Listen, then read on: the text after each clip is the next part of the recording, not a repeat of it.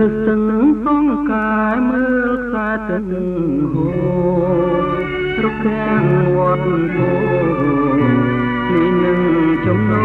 ទមួយឈ្មោះដាំទឹកជុំនុនរៃយំត្រហឹងលាស្ទឹងកវៃពុនសូរិយាតោទុនពួនក្រោយផ្ទះស្រីដើមដូងទី10លំក្របមាត់ស្ទឹងបងឈរធៀមថ្មឹងឈរចាំប្រលឹងស្ងាត់ឈឹងលុះលងរាត្រី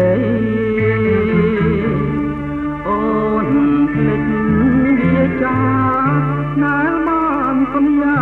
ពីថ្ងៃថាមក8ស្រីមកជួបបង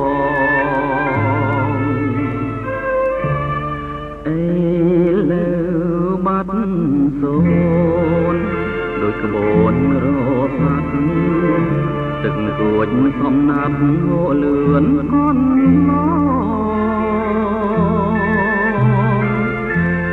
បនផ្កាវត្តពោនៅមិនទាន់ឆ្លង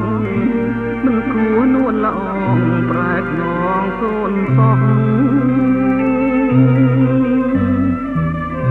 លេងកាក្រឹមពីទួលតា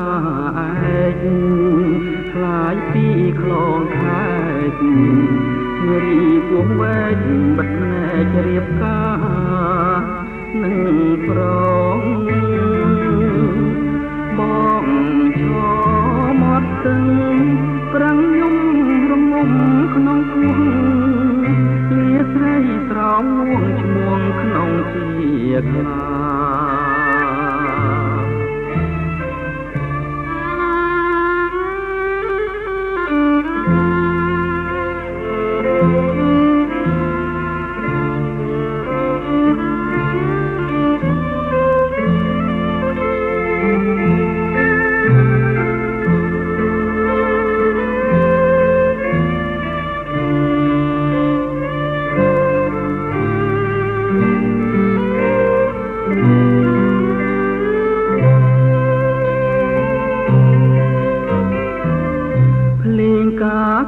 ក្រឹមពីទួលតា